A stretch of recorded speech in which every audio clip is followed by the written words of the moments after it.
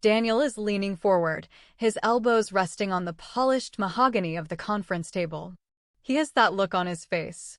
It is the one he uses when he is closing a multi-million-dollar real estate deal in downtown Stamford. It is a mix of rehearsed empathy and absolute, unshakable authority.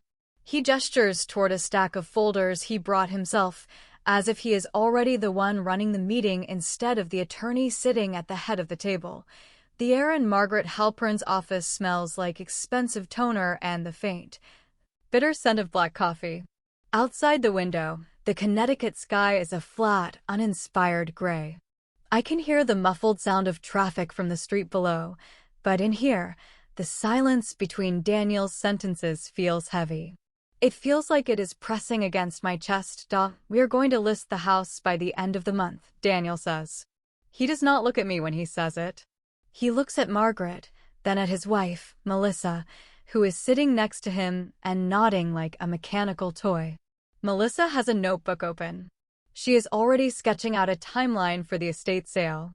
She mentioned earlier that the crown molding in the dining room might need a touch-up to maximize the listing price. She is efficient. She is practical. She is already spending money that does not belong to her. I sit at the very end of the table. I feel like an interloper. I feel like a guest who stayed too long at a party where I was not really invited. My hands are folded in my lap, hidden beneath the edge of the table because I do not want them to see my fingers shaking. I can feel my pulse thumping in the hollow of my throat. It is a frantic, rhythmic beat that contradicts the mask of calm I have spent years perfecting. Ellie was wonderful with Dad near the end, Daniel adds. His tone is patronizing. He says it the way you would describe a particularly helpful nurse or a dedicated gardener. But the estate management, the legal complexities, the business shares. That is my responsibility. It is what Dad expected. It is what we have all discussed. Everyone in the room nods. The two cousins sitting near the door nod. My Aunt Sylvia nods. To them, this is the natural order of things. Daniel is the successful one. Daniel is the one with the suit and the firm handshake. I am just the daughter who stayed home because I had nothing better going on. They see my 2 years of caregiving as a gap in my resume rather than a choice. They see my silence as a lack of ambition. I am Eleanor Ward.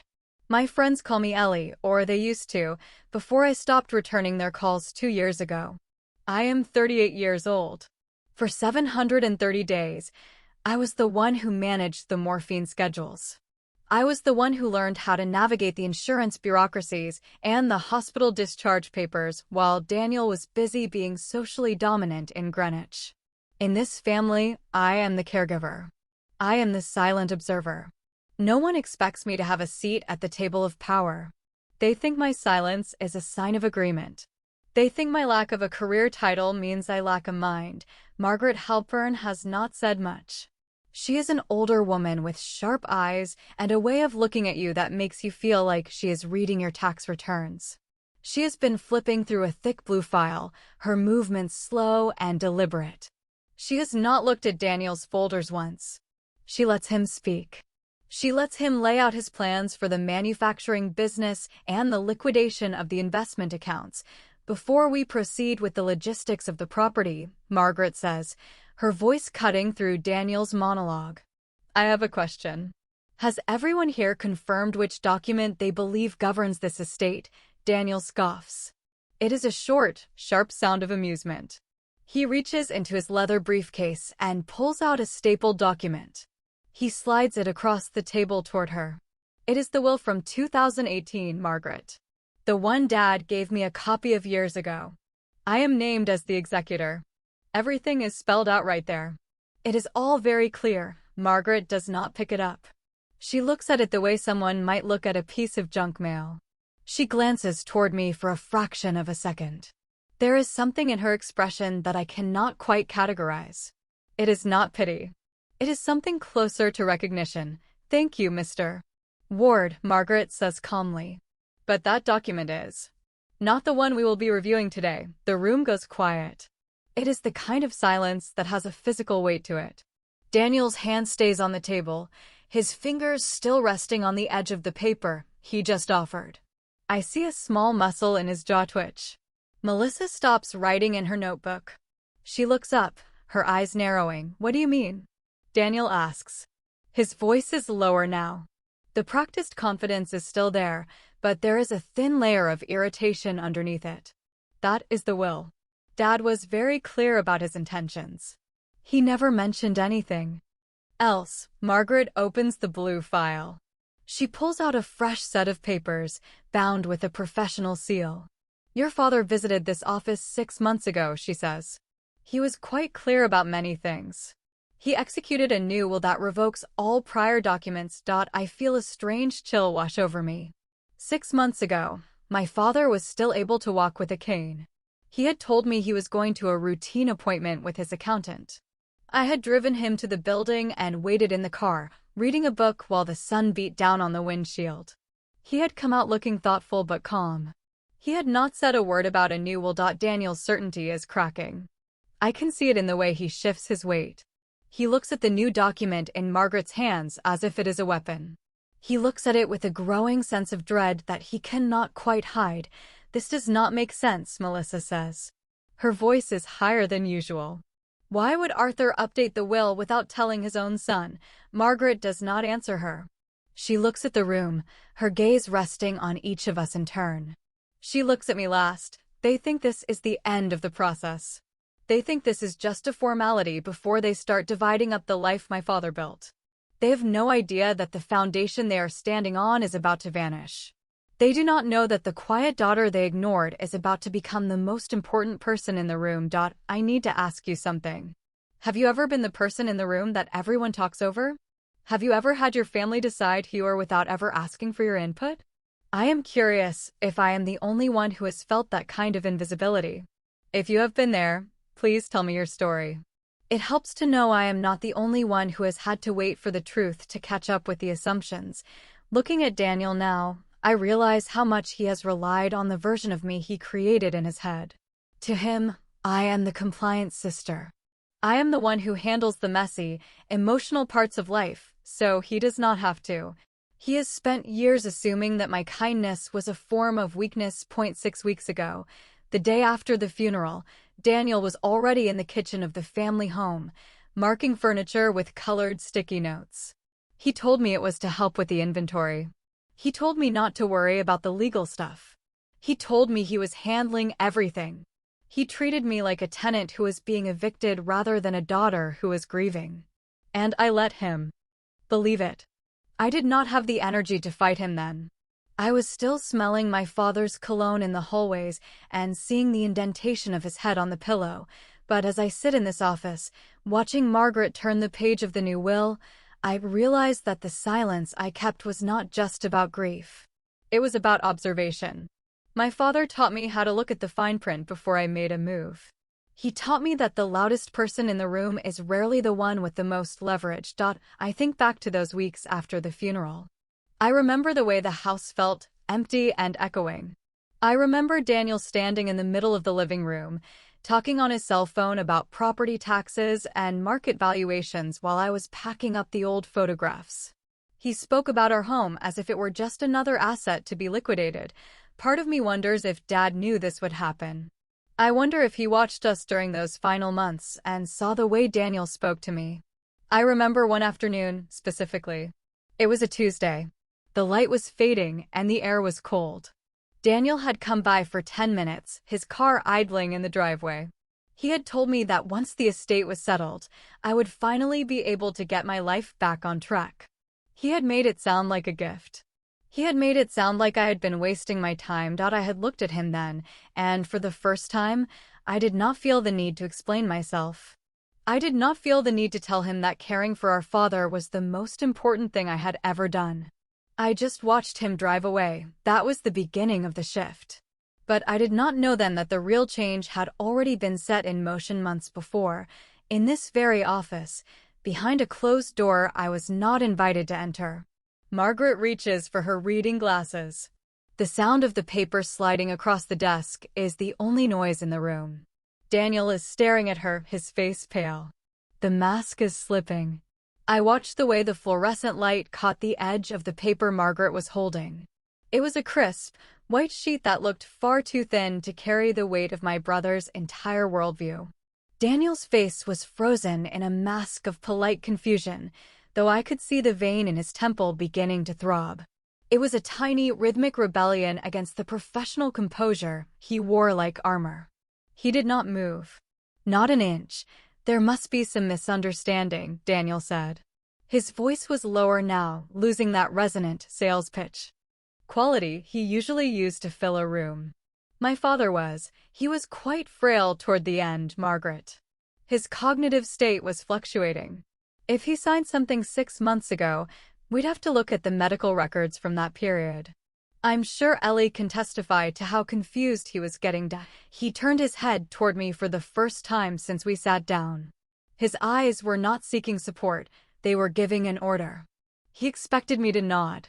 He expected me to play the role of the tired, overwhelmed daughter who had watched our father slip away into a fog of dementia. That was the narrative he had written for me. It was the story he had been telling the rest of the family for 2 years to explain why I was no longer working in high-level financial compliance. In his mind, I hadn't stepped away from my career to care for Dad.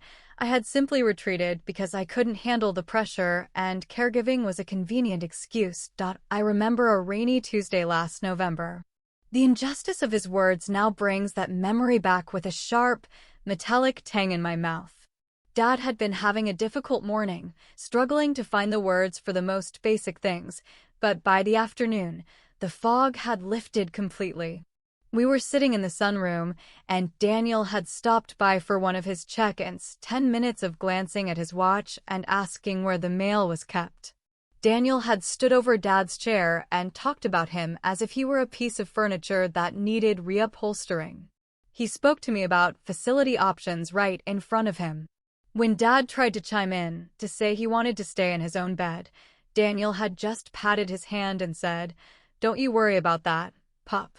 Ellie and I will handle the thinking." I had felt a hot, prickly heat rise up my neck that day. I had looked at my father's eyes and seen the absolute clarity in them. He wasn't confused. He was humiliated. And I had said nothing then, because I didn't want to start a fight in front of a dying man. I just tightened my grip on the teapot and waited for Daniel to leave. Now, in Margaret's office, I feel that same heat. But I do not look away. "He was never confused about his finances, Daniel," I said. My voice sounded strange to my own ears, thin, but steady.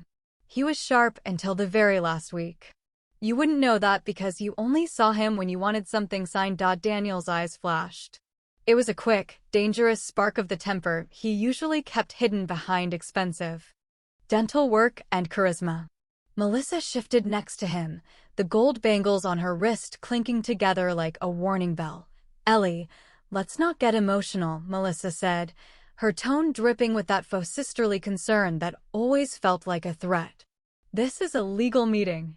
We're just trying to make sure everything is handled correctly, for everyone's sake. Especially yours. You've been through so much. You're exhausted." I looked at her perfectly manicured hands. I thought about the 3 a.m. wake-up calls when Dad was in pain. I thought about the smell of antiseptic and the way my back ached from lifting him into the wheelchair. I thought about the fact that Melissa hadn't set foot in the house for the last 3 months of his life because she couldn't bear to see him like that. "I am not exhausted," I said. "I am listening." Margaret Halpern cleared her throat, a dry, academic sound that reclaimed the room's attention. She didn't look at Daniel's 2018 document. She didn't look at Melissa. She kept her eyes on the file in front of her. "I have the medical certification right here, Mr. Ward," Margaret said, "along with the new will. Your father requested a full evaluation by Dr. Eris before we proceeded with the execution of these documents. He was found to be of perfectly sound mind. He was very specific about why he was making these changes. He felt that the 2018 will no longer reflected the reality of his family dynamic or his long-term goals for the company. I saw Daniel's fingers twitch on the mahogany table. Ward Manufacturing was the prize. It wasn't just the house or the investment accounts. It was the legacy. Daniel had been acting as an informal consultant for the board for years, positioning himself to take over as chairman the moment the funeral was over. He had already told me he planned to streamline the workforce, which was code for selling the patents and shuttering the factory in East Haven. What changes? Daniel asked. His voice was a rasp. Margaret turned a page. The sound of the paper was like a gunshot in the small room. The 2018 will divided the business shares equally between you and Eleanor, with you serving as the sole executor and trustee, Margaret began.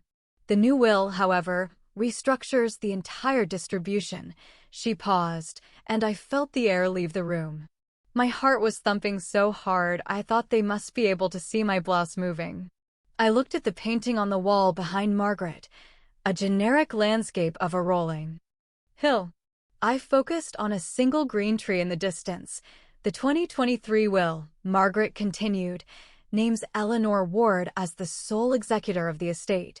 The silence that followed was absolute. It was a vacuum. I felt my breath hitch in my chest. Me? I had known Dad was making changes, but I had assumed he was just protecting my share of the house. I had never imagined he would hand me the keys to the kingdom. I had never imagined he would trust me with the fire. You have to be joking, Daniel said. He actually laughed, but it was a jagged, ugly sound. Ellie? The executor? She's a caregiver, Margaret. She hasn't looked at a balance sheet in 2 years. She doesn't have the temperament for this. This is a mistake. It has to be. He stood up then, his chair screeching against the floor. He paced the small space behind his seat, his hands shoved deep into his pockets. He looked like a caged animal. My father was a businessman, Daniel snapped, turning to face Margaret. He wouldn't leave a multi-million-dollar corporation in the hands of someone who spent the last 24 months picking out drapery and making soup. No offense, Ellie, but you're not a player in this. You don't understand the liability. You don't understand the stakes. I watched him. I watched the way he dismissed my entire existence with a wave of his hand. I remembered the night he came over in October. I had been sitting at the kitchen table, working on Dad's medical bills, trying to cross-reference the insurance payouts with the hospital invoices. It was complex work, the kind of forensic accounting I used to do for the firm in the city. Daniel had walked in, glanced at the spreadsheets, and told me to leave the math to the pros before handing me a pile of his own dry cleaning to take to the shop. He didn't think I was capable of math. He thought I was a servant. I leaned forward, my elbows touching the table. I didn't stand up. I didn't raise my voice. I stayed in the low, calm register my father had always used when he was about to win an argument. I spent 6 years at Henderson and Vale, Daniel, I said. I was the lead compliance officer for their Northeast division. I handled audits for portfolios twice the size of Ward Manufacturing. I think I can manage a manufacturing estate. That was a long time ago, Melissa interjected, her voice sharp. Things change. The market is different. You've been isolated. Isolation is where you learn how people really behave, I said. I looked directly at her. I learned a lot about this family while I was sitting in that house. I learned who shows up and who sends flowers instead. I learned who asks how the business is doing and who asks how Dad is feeling. Daniel slammed his hand on the table. The noise made the water glasses jump. Enough of this. Margaret, I want a copy of that document immediately. I'm going to have my own legal team review it. There's no way this holds up. It's undue influence. Ellie was with him every day. She had his ear. She probably coached him into this. Margaret Halpern didn't flinch. She had seen men like Daniel before, men who thought their volume was the same thing as their value. She calmly slid a folder across the desk toward him. You are welcome to have it reviewed, Mr. Ward. But I can assure you, the process was handled with extreme care. Your father was very aware of how you would react. In fact, he left a letter specifically addressing your concerns regarding Eleanor's temperament. Daniel snatched the folder. His face was a dark, bruised purple. He didn't open it. He just held it, his knuckles white. He looked at me, and for the first time in my life, I saw something other than condescension in his eyes. I saw fear. He realized in that moment that the power dynamic had shifted. He realized that the sister he had pushed to the sidelines was now the one holding the whistle. He was no longer the one in charge of the timeline.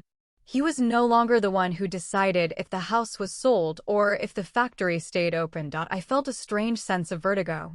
It was as if the floor had tilted and I was finally standing on level ground while everyone else was sliding off the edge. I looked at Margaret. What does this mean for the immediate future? I asked. Margaret smiled, a small, professional tuck of the lips. It means, Eleanor, that as of this moment, you have full authority over all estate assets. You have the voting rights for the company shares. You have the final say on all property liquidations. And, as per the specific instructions in Article 4, you have the right to occupy the family home for as long as you see fit, with the estate covering all maintenance and taxes. Daniel let out a low, guttural sound. He looked at Melissa, who was staring at me as if I had suddenly grown a second head. The two cousins in the back of the room were whispering now, their heads bowed together. The air in the room had changed. The gravity had shifted. I took a deep breath. The scent of the office, the paper, the coffee, the old wood felt different now. It felt like a beginning. I turned to Daniel. He was still standing, looking down at me. We don't need to list the house by the end of the month, I said. My voice was like ice. In fact, we aren't listing it at all. I've decided to keep it. You can't do that, Daniel hissed. That's millions of dollars in equity just sitting there. It's not practical. I am the executor, Daniel, I reminded him. And I think I've spent enough time being practical for everyone else. Now, I'm going to be the one who decides what's best for the estate. I stood up slowly. My legs felt strong. The shaking in my hands had stopped. I didn't need to hide them under the table anymore. I picked up my purse and looked at Margaret. Thank you, Margaret. I'll be in touch tomorrow to discuss the next steps. I walked toward the door.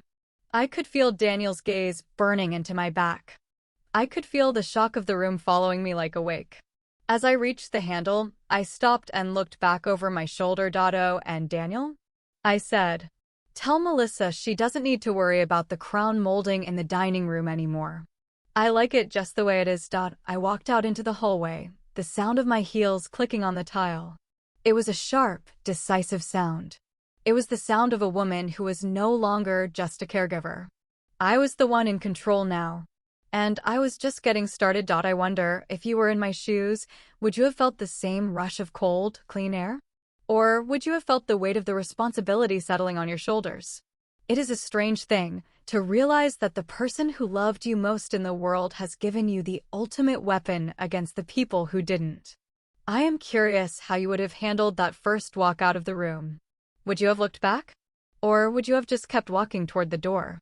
The elevator doors slid shut with a pneumatic hiss that sounded like the final seal on a vault, leaving me alone in the small, mirrored box with the reflection of a woman I barely recognized anymore.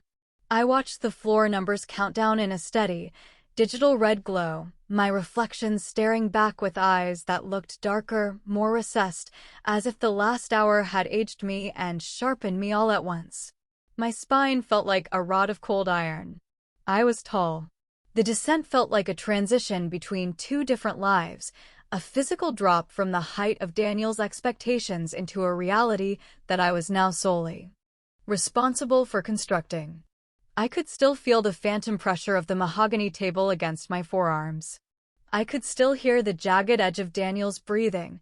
The lobby of the building was a vast, echoing space of white marble and glass that smelled faintly of rain and industrial floor wax. I walked across the polished stone, the sound of my heels striking the floor like a series of small, rhythmic gunshots that announced my presence to the bored security guard behind the desk. Outside, the Connecticut air was biting and sharp, a sudden slap of cold that tasted of salt from the nearby sound and the exhaust of idling black SUVs. I stood on the sidewalk for a long moment, watching the commuters hurry toward the train station with their heads down and their shoulders hunched against the wind. They all looked so certain of where they were going. I was a ghost. I walked toward my car, a sensible silver sedan that Daniel had once told me was a depreciating asset that signaled a lack of ambition. I remembered the day I bought it, shortly after I moved back into the house to take care of Dad. Daniel had stood in the driveway with his arms crossed, his eyes scanning the modest interior with a look of profound disappointment, as if my choice of vehicle was a personal insult to the family brand. He had spent 20 minutes explaining the tax benefits of a luxury lease, never once asking if I liked the car or if it was reliable enough to get Dad to his oncology appointments in the middle of a snowstorm. He saw the world in ledgers. He saw me as a rounding error. I unlocked the door and sat in the driver's seat, but I didn't start the engine. I just sat there in the silence, my hands gripping the steering wheel until my knuckles turned white and the plastic groaned under the pressure. The injustice of his condescension flared up in my chest, a hot, bright spark that brought back the memory of the first Christmas after Dad's diagnosis. We were sitting in the dining room, and Dad had tried to offer a toast, his hand shaking as he raised a glass of water. Daniel had reached out and physically lowered Dad's arm, telling him to save his energy before launching into a 20-minute speech about the company's quarterly earnings. Daniel had hijacked the moment of grace. He had stolen the air from the room. I remembered the way Dad had looked at me then, a brief, flickering signal of apology and exhaustion that I had stored away in a dark corner of my mind. I realized now that the silence I kept that day wasn't just about avoiding a scene, it was a debt I was slowly collecting. Dad had seen the way Daniel handled the room, and he had made his choice accordingly.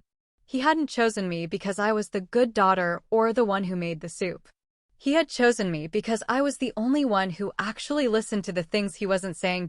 My phone buzzed in my purse. The vibration was a frantic, demanding pulse that I knew without looking was Daniel. I pulled it out and watched his name flash on the screen, a series of capital letters that felt like a shout. I let it ring. I watched the screen go dark, only for it to light up again 3 seconds later. He was spiraling. He was losing the ability to dictate the pace of the day, and for a man like my brother, that was a form of death. I silenced the ringer and dropped the phone back into my bag. I didn't owe him a conversation yet. I started the car and began the drive back to the house, the familiar route through the winding, tree-lined streets of Fairfield County feeling different under the gray afternoon light. The houses I passed were large and stately, hidden behind stone walls and meticulously manicured hedges that suggested a world where everything was in its proper place. I thought about the people inside them, the families living out their own dramas behind heavy oak doors and triple-paned glass. Did they have a Daniel? Did they have someone who measured their worth in square footage? I wondered if they knew that the walls were thinner than they looked. As I pulled into the long, gravel driveway of the family estate, the house loomed up ahead of us, a sprawling Tudor with dark timbering and leaded glass windows that had always felt more like a museum than a home. It was a beautiful structure, but today it felt heavy, a massive collection of stone and wood that was now technically mine to manage.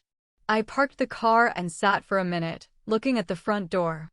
This was the place where I had spent the last 2 years of my life. This was the place where I had watched the man who raised me disappear piece by piece. I stepped out of the car and felt the silence of the property settle over me. The wind rustled through the old oaks, and a single bird chirped from the direction of the carriage house. It was peaceful, but it was the peace of an empty theater after the final curtain has fallen. I walked up the stone steps and unlocked the front door, the heavy iron key turning with a familiar, mechanical click. The air inside was still and cool, carrying the faint, lingering scent of beeswax and the sandalwood candles Melissa had insisted on lighting during the wake. I walked into the foyer and looked at the grand staircase. I remembered a night 3 months ago when Dad had fallen. I had heard the sound from my bedroom, a dull, heavy thud followed by a silence that was worse than any scream. I had found him at the bottom of the stairs, his face pale and his breathing shallow. I had called Daniel first, my voice shaking as I told him we were going to the emergency room. Daniel hadn't asked if Dad was okay, He had asked if I had secured the house before leaving. He told me he couldn't come because he had a closing the next morning. He told me to keep him updated via text. I stood in the exact spot where Dad had fallen and felt a wave of cold, clear fury. The house wasn't a home to Daniel, it was an asset. It was a line item on a balance sheet that he was desperate to reconcile. I walked into the study, the room where Dad had spent his final weeks, and sat in the large leather chair behind the desk. It was too big for me. I felt like a child playing at being an adult, but then I touched the surface of the desk and felt the smooth, cool wood. My father's presence was still here, in the organized piles of correspondence and the silver fountain pen resting on the blotter. I opened the top drawer and saw a small, leather-bound notebook I hadn't noticed before. It was tucked behind a stack of old tax records. I pulled it out and opened the first page. It wasn't a ledger or a business diary.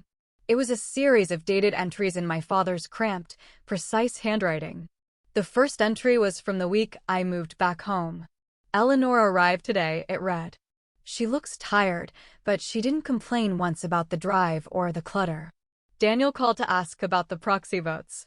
He didn't ask about her. I felt a lump form in my throat, a sharp ache that I tried to swallow down. I flipped through the pages, my eyes scanning the dates. It was a record of the last 2 years, not the medical details, but the observations of a man who was quietly assessing the character of his children. He had been conducting an audit of our souls. He had seen every time Daniel had checked his watch while Dad was speaking. He had seen every time Melissa had pointed out a flaw in the wallpaper. He had seen me. I closed the notebook and held it against my chest. The injustice of the family's perception of me, the caregiver who had nothing better to do, was a lie that my father had dismantled page by page. He knew I had sacrificed my career.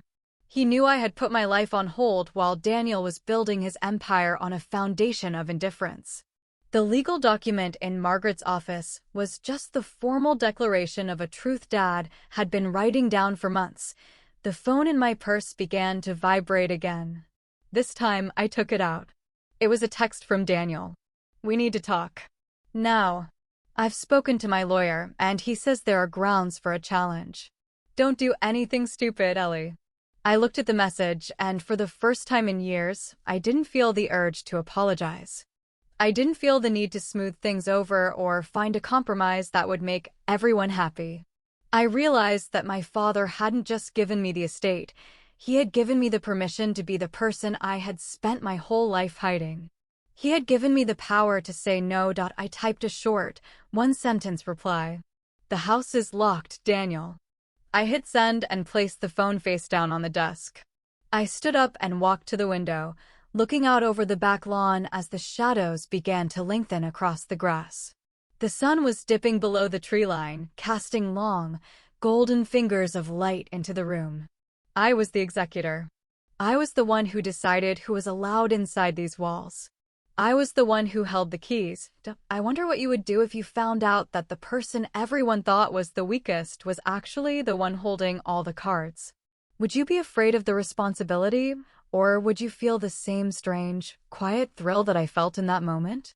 It is a heavy thing, to realize that your life is no longer a supporting role in someone else's play. I am curious how you would handle the first night in a house that finally, legally, belonged to you. Would you sleep well? Or would you stay awake listening to the sounds of the walls settling? The night was a vast, hollow space that stretched from the corners of the study to the high, vaulted ceilings of the foyer. I didn't turn on the overhead lights. I preferred the soft, amber glow of the desk lamp, which carved a small circle of certainty out of the darkness. The house felt different now that the legal weight of it rested on my shoulders. It no longer felt like a place where I was merely a guest or a servant. It felt like a responsibility that was breathing along with me. I could hear the rhythmic hum of the refrigerator in the kitchen and the occasional, sharp crack of the floorboards settling in the hallway. The silence was absolute. It was heavy. I spent the first few hours going through the digital archives on my father's computer. He had given me the password months ago, ostensibly so I could manage his medical portals, but I realized now that he had opened the door to much more. I sat in his leather chair, my fingers flying over the keyboard with a muscle memory I thought I had lost during the years of crushing caregiving. The spreadsheets and the balance sheets for Ward Manufacturing were laid out before me in a complex web of numbers and projections. I felt the familiar thrill of the hunt, the way my brain sparked when I saw a discrepancy in a ledger or an unexplained dip in the cash flow. It was like waking up after a long, forced sleep. My brother had been busy. I saw the trail of his influence everywhere in the recent filings. He had been slowly moving assets into holding companies that he controlled, small increments that wouldn't have raised an eyebrow to a casual observer. But I wasn't a casual observer. I was a compliance officer who had spent a decade looking for exactly this kind of structural erosion. He had been preparing to gut the company long before Dad was even gone. He was a predator. I remembered a cold afternoon in 2021, just as Dad's health began its first serious decline. We had a meeting in the boardroom at the factory, a small gathering of the senior management to discuss a potential merger. I had prepared a 20-page report on the regulatory hurdles, identifying 3 major liabilities that could sink the deal.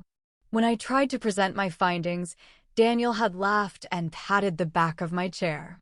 He told the board that his little sister was just being overly cautious because she had been spending too much time at home. He told them I had a soft heart but no stomach for the hard numbers of the real world. He had silenced me with a smile. It was a theft. The memory burned in the back of my throat like swallowed smoke. I had sat there in my professional suit, feeling the blood rush to my cheeks while the men in the room nodded at Daniel's assessment. They saw me as the daughter, the helper, the emotional core of the family who didn't understand the mechanics of power. They didn't know that I had already seen the cracks in the merger's foundation that Daniel was trying to hide. I had let him have that victory because I didn't want to embarrass our father, who was sitting at the head of the table looking smaller and more tired than I had ever seen him.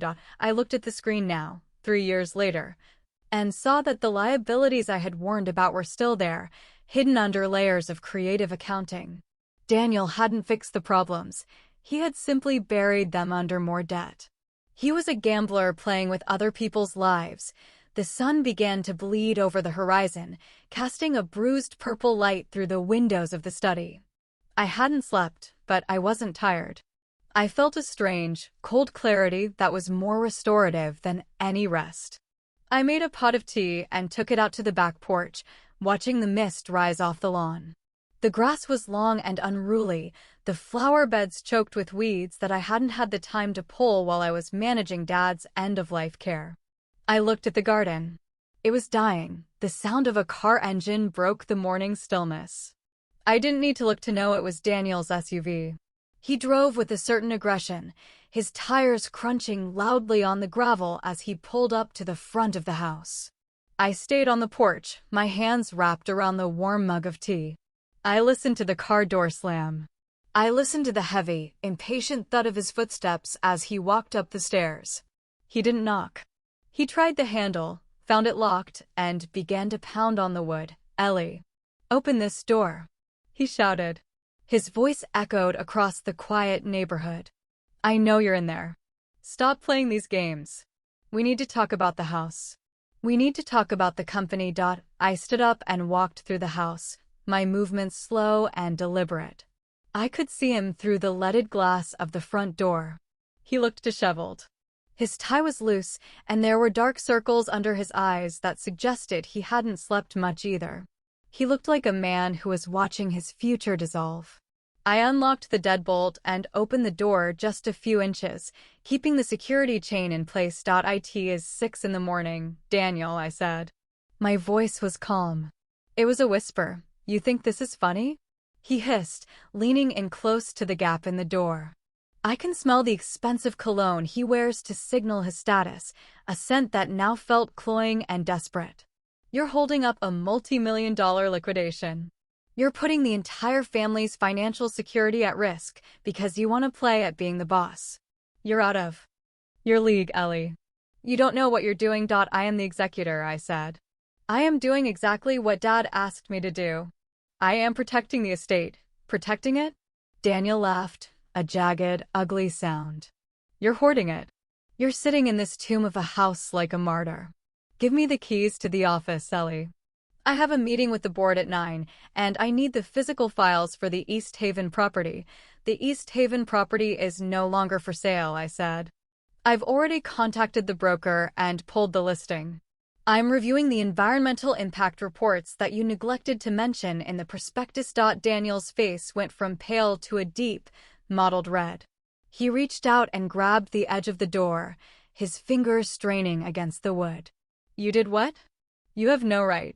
You're sabotaging the company. I'll have you removed. I'll sue you for breach of fiduciary duty. I'll make sure you never see a dime from this estate. I looked at his hand, then up at his eyes. I didn't feel the familiar surge of anxiety that usually came when he raised his voice. I didn't feel the need to shrink or apologize. I felt nothing but a quiet, clinical interest in his collapse. You should call your lawyer, Daniel, I said. And tell him to look at the 2022 internal audit for Ward Manufacturing. Specifically the entries regarding the shell company in Delaware. I think he'll find it very interesting. The silence that followed was different from the silence of the night. It was the silence of a man who has just realized he is standing on a trapdoor. Daniel's grip on the door loosened. His eyes widened, a flicker of genuine shock crossing his features before he could mask it with anger. What are you talking about? He stammered. His voice was no longer a shout. It was a question. I think you know, I said. Now, please leave the property. I have a lot of work to do. I closed the door and turned the lock. I stood there for a moment, my forehead resting against the cool wood. I could hear him standing on the porch, breathing heavily. He didn't pound on the door again. He didn't shout. I heard him walk back to his car, the engine starting with a roar that sounded like a retreat.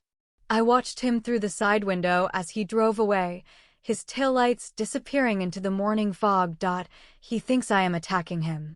He thinks this is about revenge for the years of being sidelined and ignored. He doesn't understand that I am simply doing the job he was never capable of doing. I am the one who keeps the books balanced. I am the one who ensures the rules are followed. I am the one who sees the truth. I wonder if you have ever had to stand your ground against someone who is convinced you were a non-entity. I am curious if you have felt that sudden, sharp transition from being the victim of someone else's narrative to being the author of your own. It is a lonely feeling in a way. The house felt even larger now, even more empty. But for the first time in 2 years, the air inside felt clean. I walked back to the study and sat down at the desk.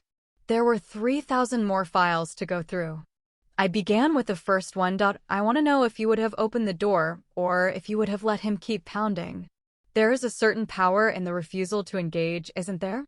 I am curious if you think I was too cold, or if I was just cold enough to survive the morning. The drive to the East Haven factory took 40 minutes. I watched the landscape shift from the manicured lawns of the suburbs to the gritty, industrial reality of the shoreline. The sky was a bruised shade of violet, the kind of color that precedes a heavy storm.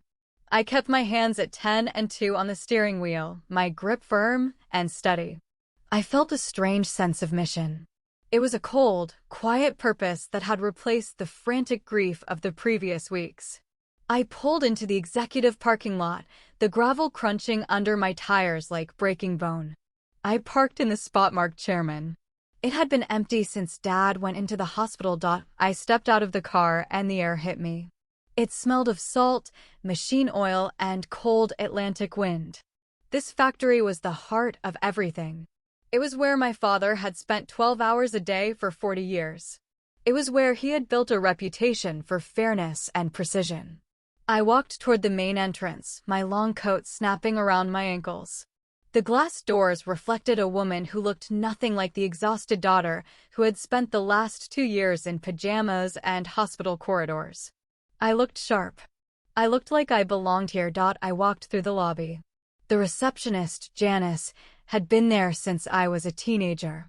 She looked up from her desk, her eyes widening as she recognized me. She had been at the funeral, standing in the back with a handful of tissues. She stood up, her hand flying to her throat. "Eleanor," she whispered. We didn't expect you today. I gave her a small, tight smile. I'm here for the emergency. Board meeting, Janice. I assume my brother is already upstairs. Janice nodded quickly. Yes, they've been in there for an hour. Mr. Henderson is with them. And the legal team from New York. I didn't wait for her to buzz me in. I used the keycard Dad had given me a year ago, the one Daniel didn't know I possessed. I walked toward the elevators. The hum of the machinery from the factory floor vibrated through the soles of my shoes. It was a rhythmic, industrial heartbeat. It was the sound of my father's life work. I felt a surge of protectiveness that surprised me. This wasn't just about money or shares.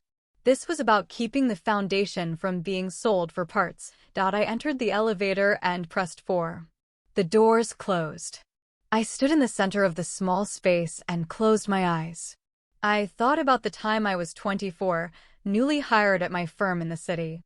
I had come home for a weekend and found Daniel in this very building, screaming at a floor manager because a shipment was 2 hours late.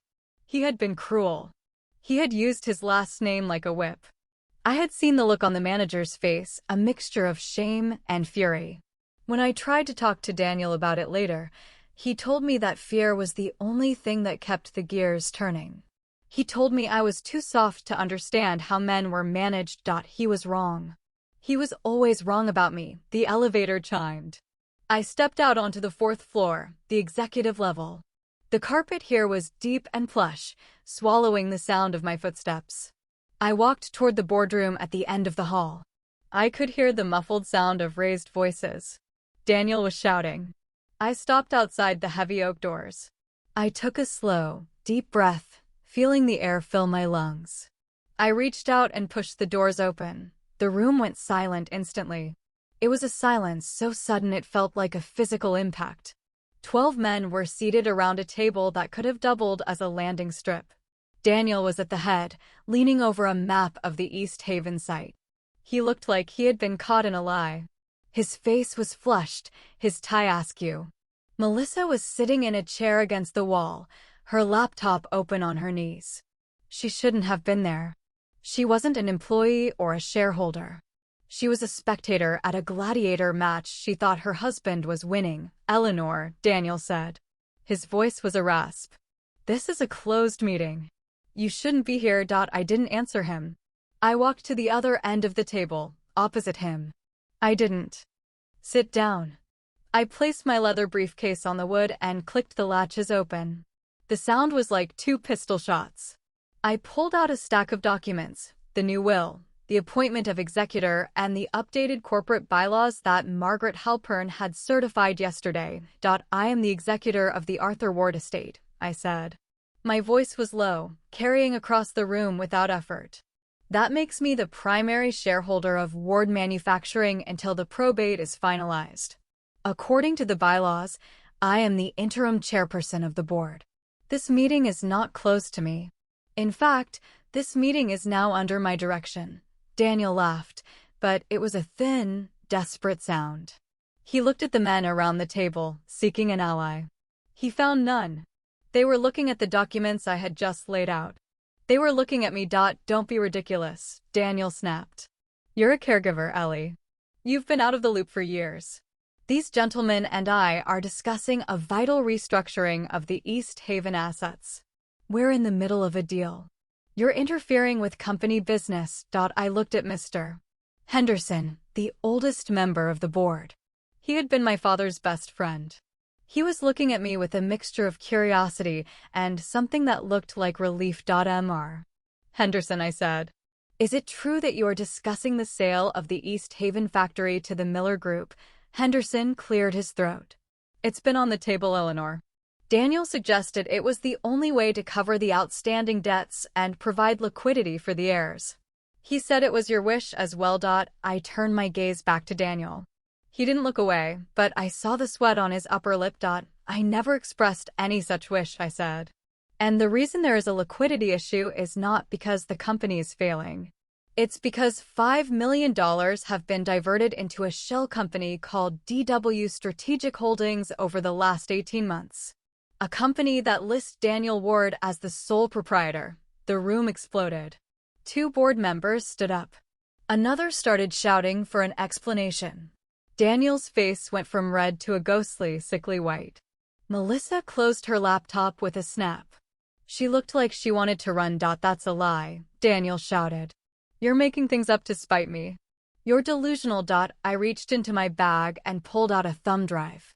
I slid it across the table toward the IT director, who was sitting near the middle.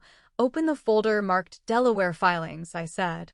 You'll find the wire transfer receipts. They were authorized using my father's digital signature, a signature that was used on 3 separate occasions while he was under heavy sedation in the ICU. The silence returned, but this time it was lethal. It was the silence of a predator closing in. I watched my brother's hands. They were shaking. He tried to shove them into his pockets, but it was too late. Everyone had seen. He was a thief. He had been stealing from his dying father while I was the one changing the sheets and counting the pills. I remember the injustice of a Tuesday night in August. Dad was in a lot of pain, and I had called Daniel because I needed someone to stay with him while I went to the 24-hour pharmacy. Daniel told me he was at a charity gala and couldn't leave. He told me to just call the nurse. I had sat in the dark living room, holding my father's hand, listening to him moan in his sleep, while Daniel was apparently sitting in his office, forging a signature to move money out of the company. I felt a cold, sharp blade of anger twist in my gut. It was a focused, clinical rage. Daniel Ward, I said, looking him dead in the eye. You are hereby suspended from all duties at Ward Manufacturing, effective immediately. Your access to all company accounts has been frozen. You have 10 minutes to clear out your desk. Security will escort you from the building. You can't do this, he whispered. He looked like he was about to cry. You're my sister. I am the executor, I said. And I am done being your sister. I turned to the board. Gentlemen, I would like to move for a formal audit of all accounts. I would also like to discuss the immediate cancellation of the Miller Group deal. We are going to keep this factory open. We are going to honor my father's legacy by doing things the right way. Henderson stood up. He walked to the end of the table and held out his hand to me. I took it. His grip was firm. I think that's an excellent idea, Eleanor, he said. Welcome back. I watched Daniel stand up. He looked small. He looked like a man who had been built out of paper and finally met a match. He walked toward the door without looking at anyone. Melissa followed him, her head down, her heels clicking frantically on the floor. The sound was hollow. It was the sound of a hollow woman following a hollow man. The door closed behind them. I stood at the head of the table. The men looked at me. They were waiting for a mistake. I didn't give them one. I opened my notebook and began to read. The first item on the agenda. I wonder, in that moment, would you have felt the urge to scream? I didn't. I felt like I had finally found my voice by keeping it low. I am curious if you think revenge is best served cold, or if it should be served with the heat of the truth. I realized then that my father hadn't just left me a business. He had left me a battlefield. And I was the only one who knew where the mines were buried. I want to know if you would have let him speak, or if you would have cut him off the way I did. There is a certain gravity to the truth when it is delivered without emotion. I felt like I was floating. I felt like I was finally home. The boardroom emptied slowly, a procession of men in expensive wool suits who avoided my eyes as they shuffled toward the exit. They were quiet, the kind of silence that follows a sudden change in the weather, when the birds stop singing and the air turns heavy with the scent of ozone. Mr. Henderson was the last to leave the table. He paused by my side, his hand resting briefly on the back of my chair. He didn't say anything, but the look he gave me was one of profound acknowledgement. It was the first time in 2 decades that a man in this building had looked at me without looking through me. I felt the heat of the room beginning to dissipate. I was alone. The mahogany table was a dark, polished lake that reflected the fluorescent lights above us like cold, distant stars. My reflection in the wood looked small, but my hands were still. I reached out and touched the surface, the grain of the wood familiar and grounding. I was tired.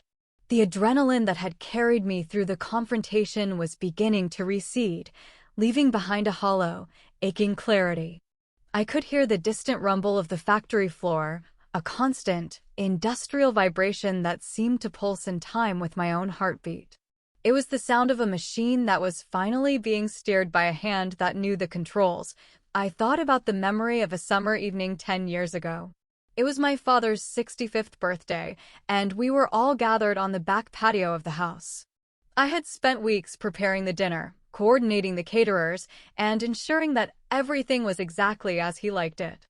Daniel had arrived late, as he always did, carrying a bottle of vintage scotch that he had charged to the company account. During the toasts, he stood up and spoke for 20 minutes about the Ward legacy and how he was honored to be the one carrying the torch into the next generation. He hadn't mentioned me once. When I tried to offer a small story about Dad's early days in the shop, Daniel had interrupted me to ask if there was more ice in the kitchen. He had treated me like the waitstaff. Everyone laughed. The injustice of that moment had lived in the back of my mind for a long time, a small, bitter seed that I had never allowed to grow. I realized now that the silence I had maintained wasn't a sign of weakness, it was a form of storage. I had been collecting these moments, these small erasures of my identity, and filing them away until they could be used as evidence. My brother didn't see me because he chose not to. He saw a placeholder. He saw a convenience. He saw a woman who would always be there to clean up the mess, but would never be invited to the table where the mess was made. I stood up and walked to the window. The East Haven factory yard was a grid of asphalt and shipping containers, gray under the weight of the impending storm. I watched a forklift move a pallet of steel coils, the yellow machine looking like a toy from this height. This was the empire Daniel had tried to dismantle. This was the work he had deemed unworthy of his attention unless it could be converted into a quick payout. I felt a surge of protectiveness that was almost physical. I wouldn't let him burn it down. I walked out of the boardroom and toward the executive wing. My father's office was at the very end of the hall, a room I hadn't entered since the day we took him to the hospital for the last time. The door was heavy oak, the brass handle cold against my palm. I turned the key and stepped inside. The air was stale, carrying the faint, lingering scent of old paper and the cedarwood tobacco Dad used to smoke before he got sick. It felt like stepping into a tomb. It felt like coming home. I sat in his chair. It was a large, high-backed piece of green leather that felt like it was swallowing me whole. I looked at the desk, at the framed photograph of my mother, and the silver clock that had stopped ticking at 4:12. I didn't feel like an intruder. I felt like a successor.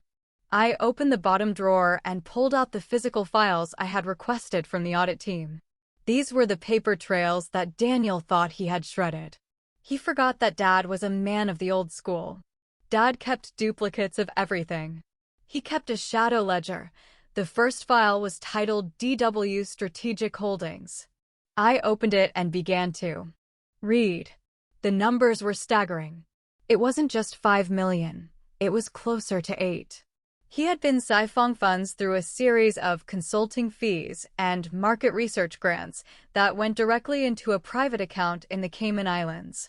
He had been planning his exit for years. He was going to sell the East Haven site, pay off his personal debts, and leave the employees with nothing but a pink slip and a handshake. He was a vulture. I thought of the men and women I had seen on the factory floor this morning. I thought of Janice at the front desk. They were the ones who had built this company, who had given their lives to the Ward name. Daniel saw them as liabilities. He saw them as obstacles to his own comfort. The sheer arrogance of it made my vision blur for a second. I reached for the phone on the desk and dialed Margaret Halpern's direct line. She answered on the second ring. It's Eleanor, I said. I have the files. It's worse than we thought. Margaret's voice was calm, a professional anchor in the rising storm of my emotions. I suspected as much, Eleanor. Your father mentioned his concerns during our last meeting, but he didn't have the proof yet. He was waiting for the internal audit. He knew, I whispered. My throat felt tight. He knew what Daniel was doing. He didn't want to believe it, Margaret said. No father does. But he was a realist.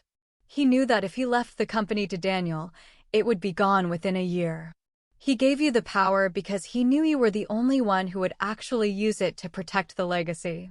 He trusted your eyes more than his own. I hung up the phone and looked at the files spread across the desk.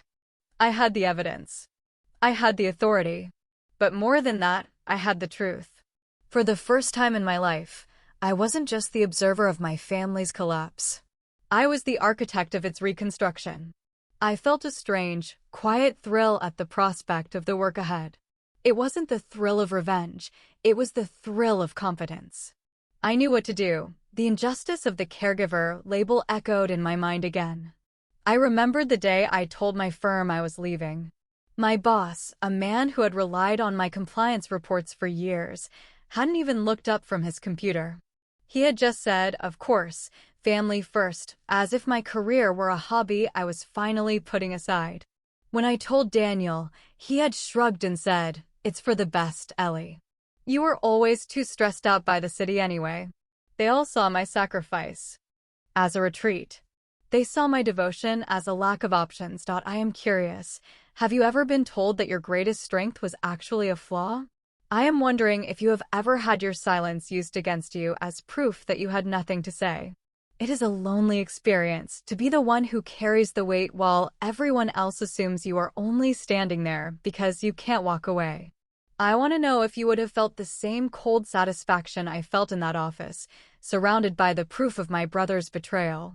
It felt like a armor. I spent the next 4 hours working. I drafted the letters to the board, outlined the new security protocols, and scheduled a meeting with the union representatives for the following morning. I worked with a precision that was clinical. I didn't stop for lunch. I didn't stop for tea. I was a machine. I was the financial compliance officer I had been 10 years ago, but with the added weight of a daughter's grief and a leader's responsibility. I was formidable. By the time I finished, the sun had long since disappeared, and the storm had finally broken. Rain lashed against the windows of the office, a rhythmic, drumming sound that felt like an applause. I stood up and stretched my back, feeling the stiffness in my muscles. I walked to the door and turned off the lights. The office was plunged into a soft, blue darkness, the rain-streaked windows reflecting the city lights in the distance. I looked back at the desk one last time. It was ready. I walked down the hallway, my heels clicking on the carpet. The building was empty now, the staff gone home for the night. I felt like the captain of a ship that had finally been righted after a long, dangerous tilt. I reached the elevators and pressed the button. As I waited, my phone buzzed in my pocket. It was a text from Melissa. "Ellie, please. Daniel is a wreck. He didn't mean any of it. He was just trying to save the family from the taxes. We can fix this. Just call him." I looked at the message for a long time. I thought about the way she had looked in the boardroom, sitting in the corner like a silent accomplice. I thought about the notebooks she had filled with plans for the estate sale. I thought about the way she had treated my father's house like a retail space. I didn't reply. I blocked the number. The elevator doors opened. I stepped inside and pressed the button for the lobby. I watched the numbers descend. I was going home. But this time, I wasn't going back to the house to be the caregiver. I was going back to be the owner. I was going back to the life my father had carved out for me, the one he had hidden behind the legal jargon and the secret files. I was the executor. And the execution was only just beginning. I wonder if you would have answered her. I am curious if you believe in the possibility of a misunderstanding when the numbers are so clear. I realized then that the hardest part of power isn't gaining it, it's the refusal to be moved by the people who lost it. I felt as cold as the rain outside. I felt as steady as the stone walls of the factory. I was finally, irrevocably myself. The light in Margaret Halpern's office was different this time. It wasn't the flat, gray light of that first afternoon. It was a sharp, late autumn gold that cut across the room like a blade, illuminating the dust motes dancing over the massive mahogany table. I sat in the same chair at the end of the table, but I didn't hide my hands in my lap. I rested them on the cool wood. I felt the steady rhythm of my pulse against the surface. It was slow. It was deliberate. I was no longer the guest. I was the host of this reckoning. Daniel sat across from me, flanked by a new attorney, a man named Sterling who looked like he was made entirely of expensive charcoal wool and arrogance. Melissa wasn't in the room this time. I had made it clear that only legal principals and their counsel were permitted. Daniel looked smaller than he had at the factory. The bravado had been replaced by a thin, vibrating tension. He didn't look at me. He stared at a spot on the wall just above Margaret's head, his jaw locked so tight I could see the muscles straining beneath his skin. "We are here to address the petition of contest filed by Mr. Ward," Margaret began. Her voice was like a gavel hitting a velvet cushion. She didn't look at the files Sterling had brought. She looked at the blue folder in front of her. The petition alleges undue influence and lack of testamentary capacity regarding the 2023 will of Arthur Ward. Sterling cleared his throat, a sound of practiced authority. "My client's position is clear, Margaret. Eleanor was the sole provider of care for the decedent during his final years. She controlled his environment, his medication, and his access to the outside world. To suggest that a man in his condition would suddenly revoke a decade-old estate plan to favor the person holding the morphine drip, well, it raises significant red flags. It's a classic case of exploitation. The word exploitation hit me like a physical blow. I felt the heat rise in my chest, a sudden, jagged spark of the old anger. I thought about the 3 a.m. shifts when Dad was hallucinating from the pain, and I was the only one there to talk him back to reality. I thought about the way I had to learn how to administer subcutaneous injections because Daniel couldn't handle the sight of a needle. I remember a Saturday in April.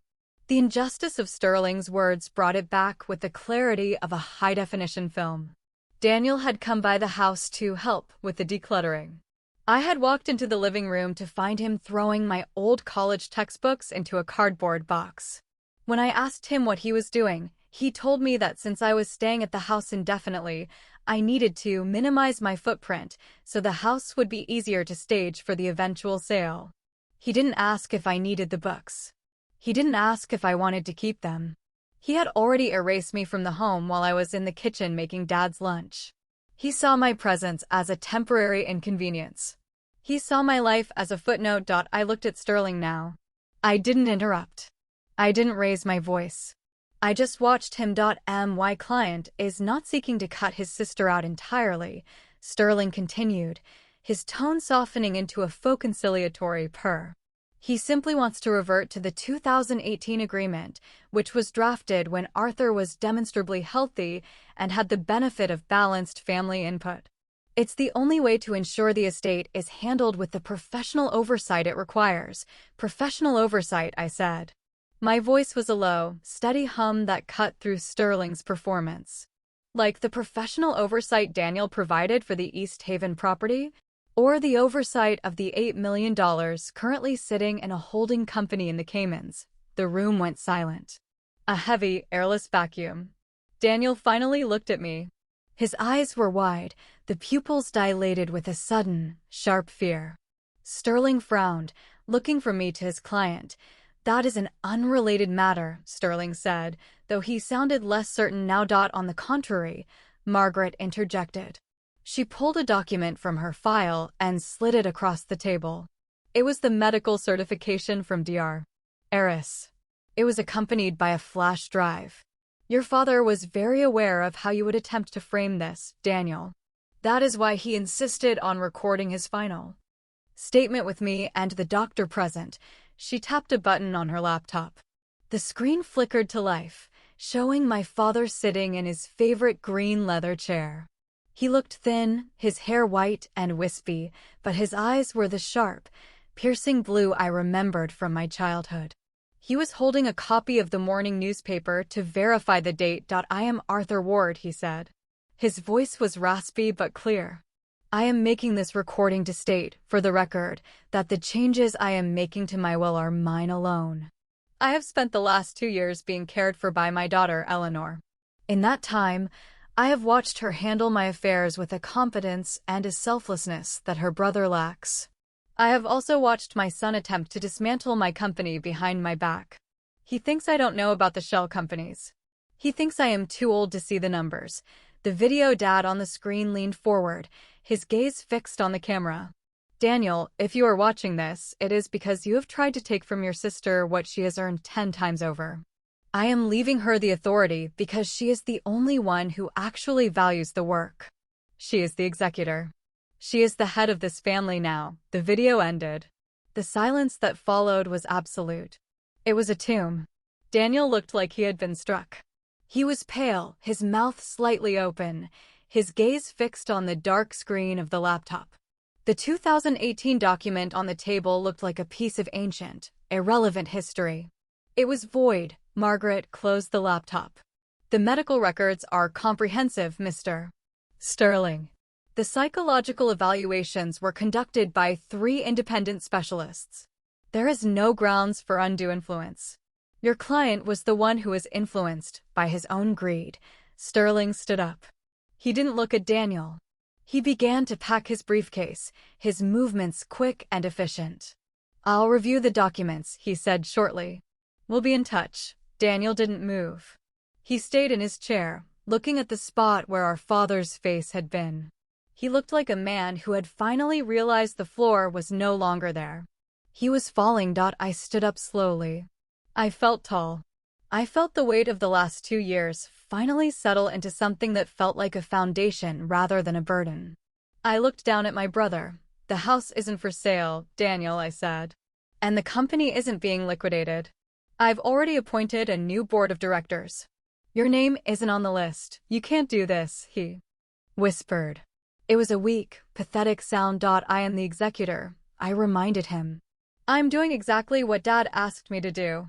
I'm taking out the trash. I walked out of the office. I didn't look back.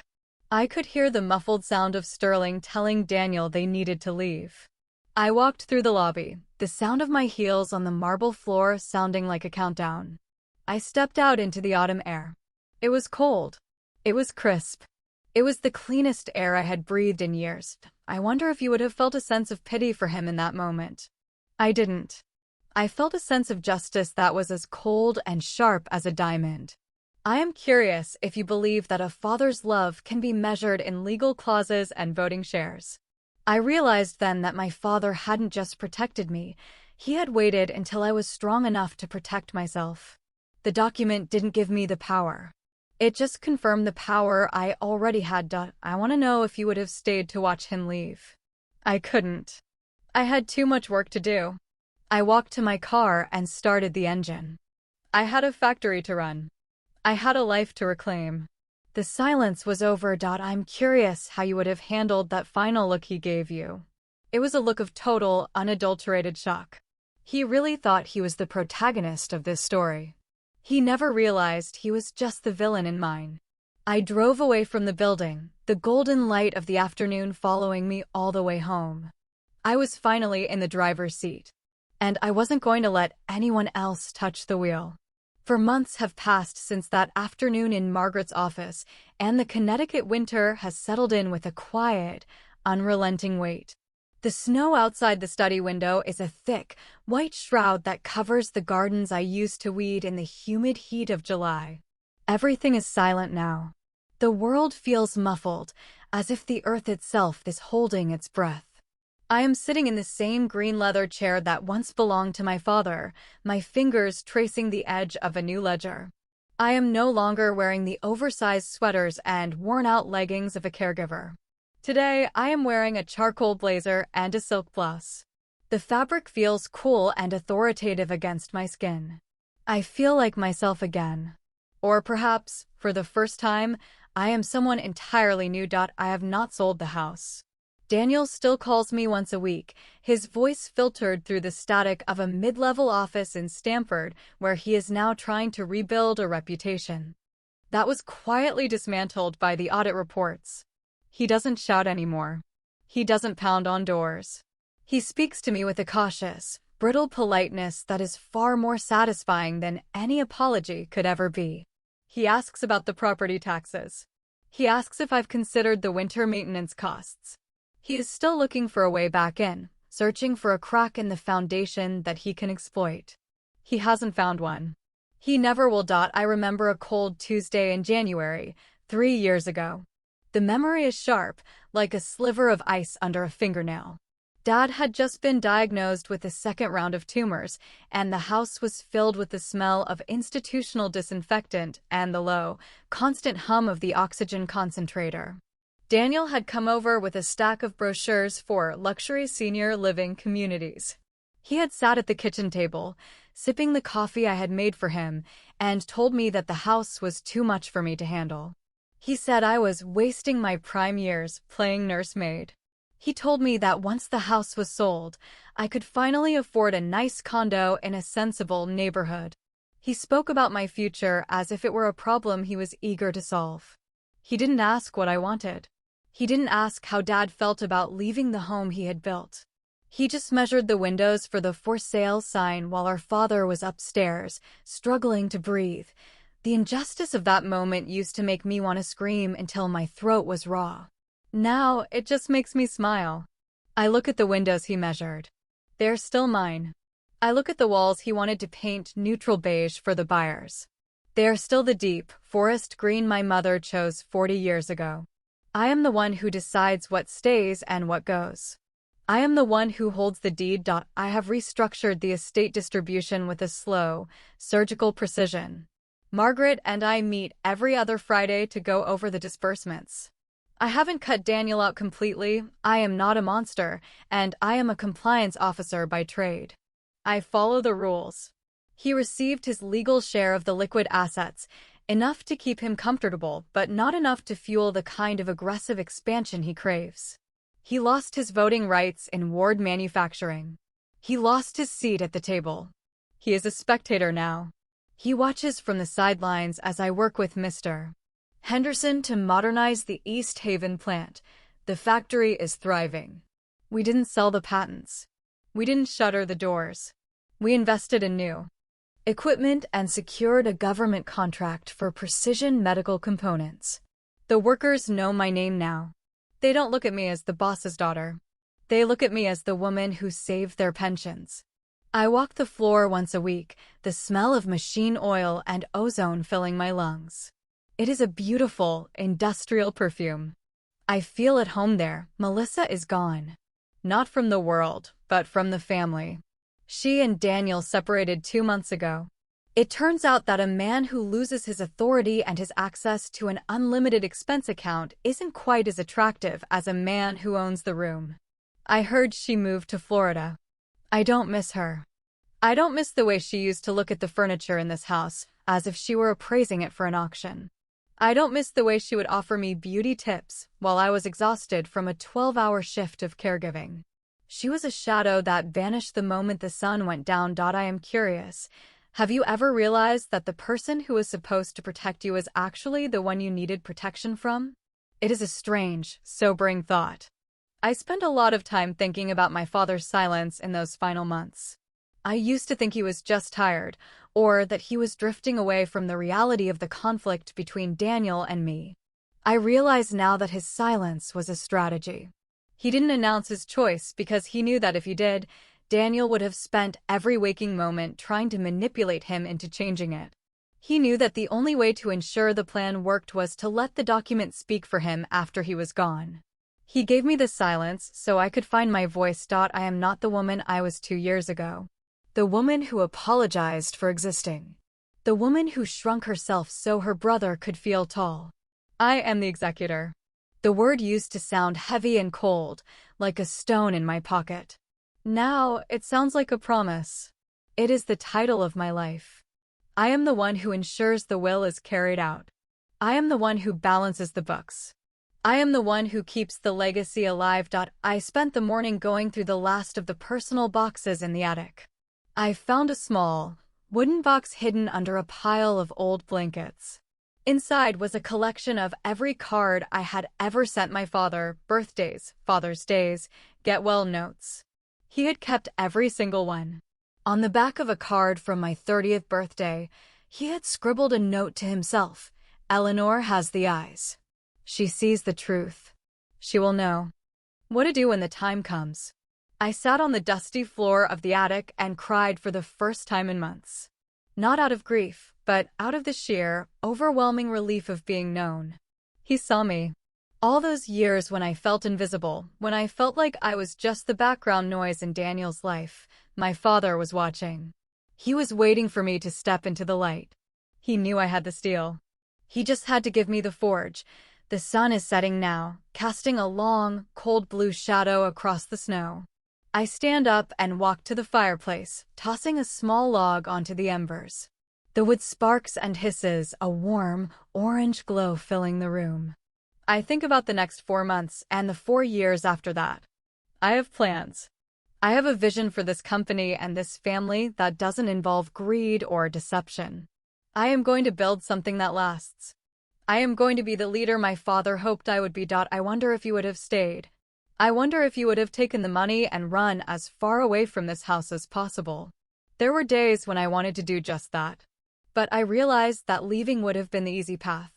Staying and fixing what was broken is the hard work. It is the work I was born to do. I am the executor. And the estate is finally in good hands. I look at the telephone on the desk. It hasn't rung in hours. The silence is different now. It is a peaceful, productive silence. It is the silence of a house that is no longer at war. I pick up my pen and return to the ledger. There is a new shipment of raw materials coming in tomorrow, and I need to verify the delivery schedule. I am focused. I am calm. I am in control. I am curious how you would feel, sitting in this chair, knowing that the person everyone thought was the weakest is now the one who holds the power. It is a quiet, steady thrill. It is the feeling of a life finally coming into focus. I am Eleanor Ward. I am the daughter who stayed. And I am the woman who won. The snow continues to fall, a silent blessing on the roof of the house. I am warm. I am safe. I am home. And for the first time in my entire life, I know exactly who I am. I am the one who was chosen. I am the one who endured. I am the one who remains. My father never had to say a word to tell me he loved me. He just gave me the keys and told the world to listen. And I am finally ready to speak.